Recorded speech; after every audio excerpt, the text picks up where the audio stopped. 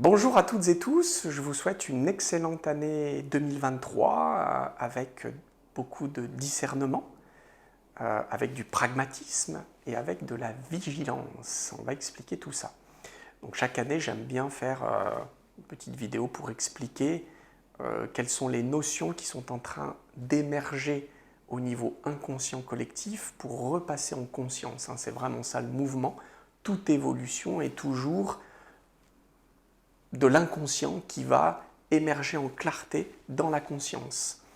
Donc pour cette année, moi ce que je perçois très nettement, qui est en mouvement, agité dans l'inconscient collectif, donc des notions qui ont besoin de repasser en conscience pour être plus fonctionnelles. La première notion qui est très visible, c'est la notion de pouvoir.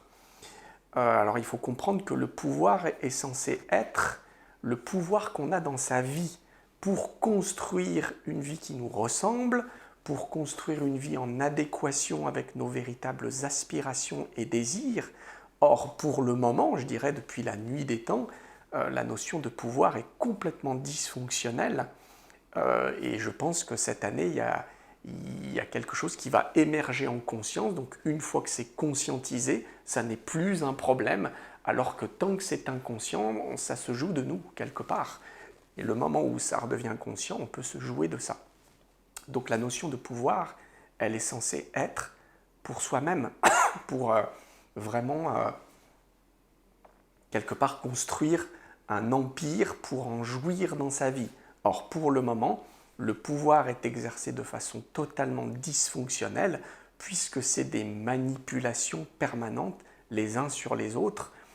C'est quelque part des notions d'emprise les uns sur les autres et ça sur toutes les strates de la société, c'est-à-dire je dirais des petites gens jusqu'aux élites en fait. Et donc c'est quelque chose qui est déjà émergent depuis quelques semaines, puisque c'est pas au 31 décembre à minuit que tout change d'un seul coup. C'est un mouvement un peu comme les saisons, ça ne change pas d'une heure à l'autre, c'est quelque chose qui s'installe plus ou moins progressivement, ça dépend. Mais la notion de pouvoir, elle est déjà en mouvement depuis un petit moment, et là il semblerait que ça s'accélère grandement. Donc il faut comprendre que quand quelque chose est en passe de redevenir conscient, en lumière, eh bien, il y a le mécanisme inverse qui va être extrêmement puissant. Donc l'ombre et la lumière, c'est un couple en fait, l'un ne va pas sans l'autre. Donc dès que quelque chose se conscientise, il y a tout un mécanisme de lutte et de dysfonction qui peut grossir. Je vous donne un petit exemple. L'an dernier, j'avais parlé pour 2022 d'une année qui m'apparaissait très yang. Donc le yang, ça correspond au père, ou donc papa, ou à l'homme, au masculin dans d'autres traditions. Et en fait, l'apanage du yang, c'est la notion de légitimité, c'est la notion d'action, bien sûr la notion de pouvoir aussi. Et en fait, imaginez si quelque chose est en train de revenir en conscience, mais pour le moment c'était dysfonctionnel, pendant un temps, la dysfonction va grossir pour être de plus en plus visible. Donc forcément, sur une année très yang, la dysfonction du yang ou du masculin, c'est un aspect belliqueux, voire guerrier. Donc forcément, on a pu être exposé, et, on ne pouvait pas prévoir que ça allait arriver, mais ça pouvait faire partie des dysfonctions qui seraient visibles dans une année yang, le côté guerre. Et c'est l'année de la guerre, donc guerre Russie-Ukraine. Donc on ne peut jamais prévoir quelle forme ça va prendre, les notions inconscientes quand elles repassent en conscience, mais on peut quand même avoir déjà des petites idées malgré tout. Donc pour cette année, la notion de pouvoir, elle risque de faire émerger comme un abcès, si vous voulez, tout ce qui est dysfonctionnel. Donc ce qui est dysfonctionnel dans la notion de pouvoir, c'est manipulation, emprise, abus, et surtout corruption. Enfin, quelque part, je pense que ça va être de plus en plus visible. Un des pires maux de l'humain actuellement, enfin de nos sociétés, très exactement, c'est la corruption. En fait, la corruption, elle est de partout, à tous les étages. Donc, ça ne peut pas marcher. Et on voit bien que ça commence à émerger puisque ça a toujours existé. Mais c'était totalement inconscient. Donc si on retourne un petit peu dans le passé, on va tomber, je ne sais pas, par exemple à l'époque des rois, c'est pas pire maintenant hein, et ni mieux. C'était déjà comme ça avant, sauf que c'était totalement invisible quelque part. Les gens ne s'en rendaient pas compte. Là où maintenant, ça pardonne plus. C'est-à-dire que ça devient très très vite visible puisqu'il y a un mouvement qui pousse à la conscience. Donc il se pourrait qu'on puisse peut-être dans cette année et les suivantes être de plus en plus exposé à, à démystifier certaines manipulations, à voir à quel point il y a des notions de corruption et d'emprise. Et vous voyez, ça a déjà commencé un peu sur la fin d'année 2022, puisque là, on est en train de se rendre compte qu'il y a probablement des corruptions des agents de santé, des corruptions au plus haut niveau européen avec la dirigeante. Donc ça pourrait secouer. Hein. Il y a toujours, alors ça fait déjà 2-3 ans que c'est en mouvement, une notion de vérité. Et en plus là, on est dans une année en numérologie de 7. 2023, si on additionne, ça fait 7 pour ceux qui s'intéressent à la numérologie. Et effectivement, moi je vois toujours une poussée inconsciente de vérité. Donc quand la vérité pousse, ça fait ressortir pareil, tous les mensonges quelque part. Et ça pourrait être une année qui secoue un peu là-dessus, hein, forcément. Donc chaque humain est appelé justement à reprendre sa notion de pouvoir en main, c'est-à-dire d'action. Si on donne un exemple, justement, il y a de plus en plus de lanceurs d'alerte qui viennent essayer de montrer ce qui se passe, à quel point il y a des manipulations, des corruptions. Mais le problème, c'est qu'une fois qu'on a pointé ça, voilà, c'est ok, on le sait. Donc on va pas tergiverser pendant 1000 ans là-dessus. La vraie question est qu'est-ce qu'on en fait derrière? Qu'est-ce qu'on met en mouvement? Quel acte on va poser dans sa vie? Comment reprend-on pouvoir là-dessus? Donc vous voyez, la notion de pouvoir, elle est vraiment là-dessus. C'est une année qui nous demande vraiment du mouvement, de l'action. Il n'est plus temps de se dire ça va pas trop dans ma vie, ou ça va pas trop dans mon couple, ou mon métier, j'y suis pas heureux. Il y a un moment donné, il faut agir. Et on a 2023 qui nous pousse à ça. Donc, première notion sur le pouvoir. Deuxième notion, c'est un peu une année yin-yang, hein, c'est assez marrant, il y a un peu des deux, je trouve, parce que moi, ce que je captais dans l'inconscient collectif me renvoie sur le corps. Donc le corps, c'est un peu notre intériorité, donc on pourrait se dire, c'est du yin, l'intériorité, le féminin, ce qu'on ressent, nos émotions. Or, moi, ce que je capte dans l'inconscient collectif qui est en mouvement, c'est une notion de sens, nos sens. L'ouïe, la vision, l'odorat, le toucher.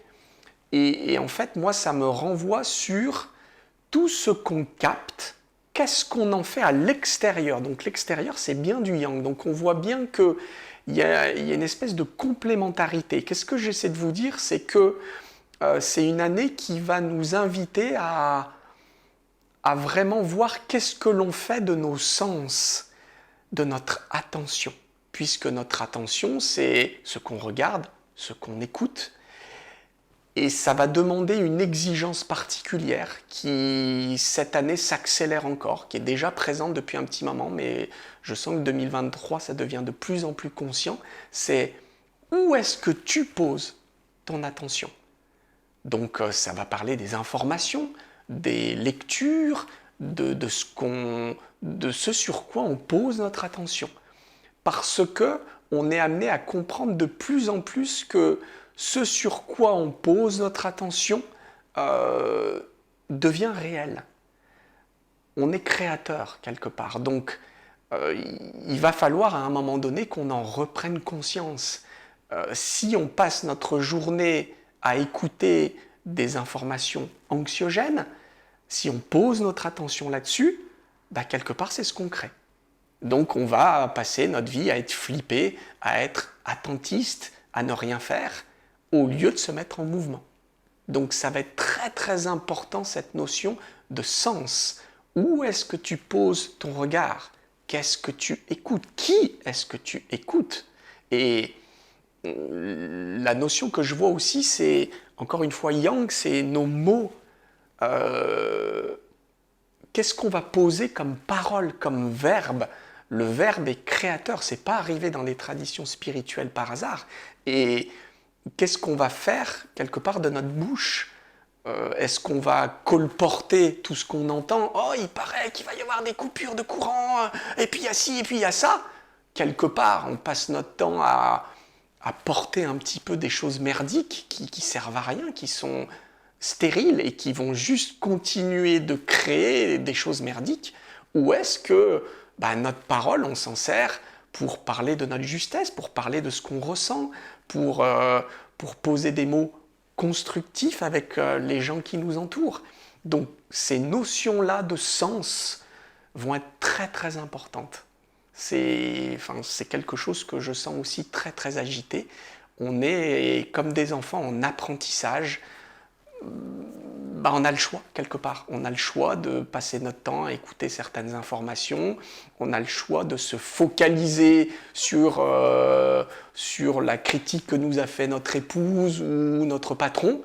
Ou on a le choix de poser notre attention sur autre chose. Ça ne veut pas dire qu'on fait un déni.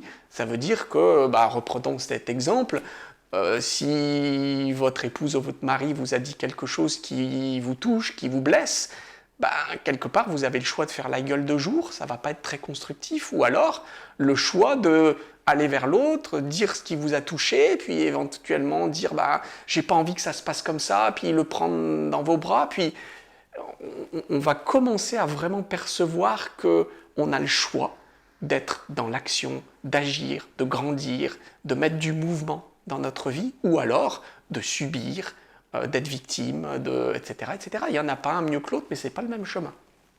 Donc, ces deux premières notions,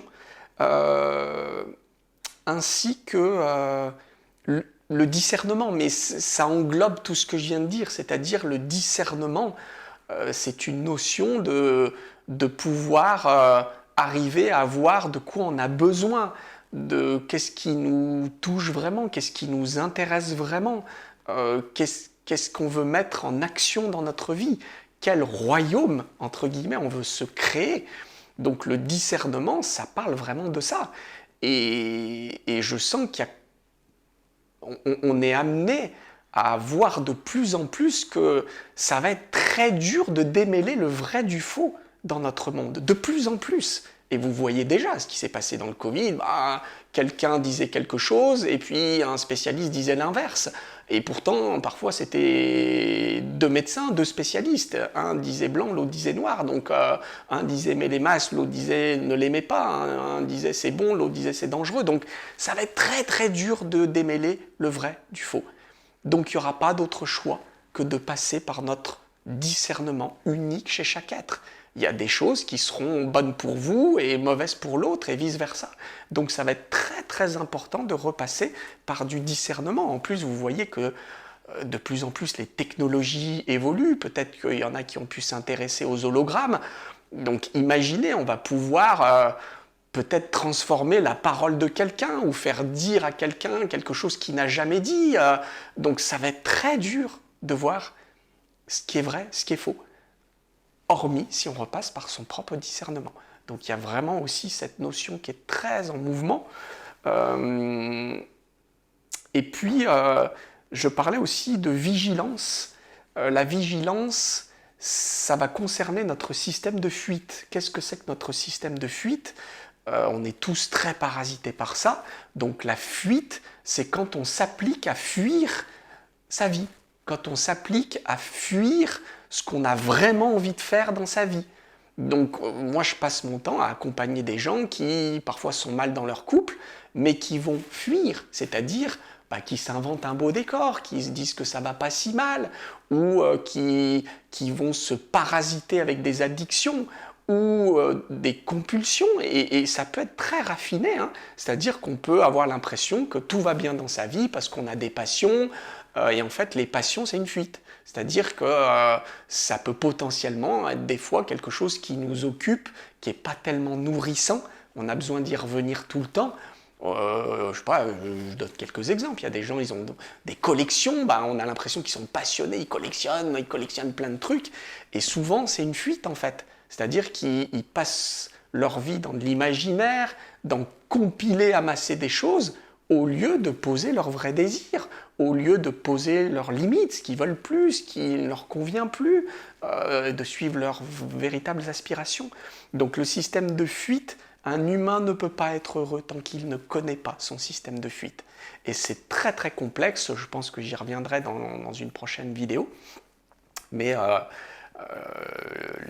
on peut avoir l'impression qu'on est super bien dans sa vie alors qu'on est en fuite, c'est-à-dire on s'est mis en rythme de croisière, on a figé un peu son couple, figé la décoration de sa maison, figé des fonctionnements avec ses enfants, et quelque part c'est une sorte de fuite puisqu'on n'est plus en adéquation avec la vie qui est tout le temps en mouvement. Normalement ce qui est valable un jour l'est peut-être plus le lendemain ou le mois d'après ou le trimestre d'après ou l'année d'après, ça c'est le mouvement de vie. Et dès lors qu'on fige les choses, dès lors qu'on compulse ou qu'on est sous le joug d'addiction ou qu'on se voile la face, bah ça c'est ce que j'appelle le système de fuite. Et 2023, c'est en mouvement là-dessus aussi que les humains apprennent à de plus en plus connaître leur fuite pour ne plus tomber dans le panneau et enfin pouvoir s'engager dans une vie qui nous ressemble. Voilà, j'espère que ça vous aura intéressé et encore une fois, très bonne année. Je mets sous la vidéo les liens de sites d'accompagnement avec Eclosiance et aussi avec Coralie, ma consoeur, où on organise un stage là en mars 2023. Évidemment, tout ça, vous comprenez que c'est pas si simple. Donc nous, ce qu'on propose, c'est d'accompagner les gens à faire émerger leur conscience, à pouvoir se connaître pour justement reprendre de la souveraineté et du pouvoir dans la vie plutôt que de subir les aléas des autres, des gouvernements et ainsi de suite. Et c'est pas si simple, donc c'est toujours chouette de pouvoir être accompagné. Les liens juste en dessous de la vidéo. Allez, salut!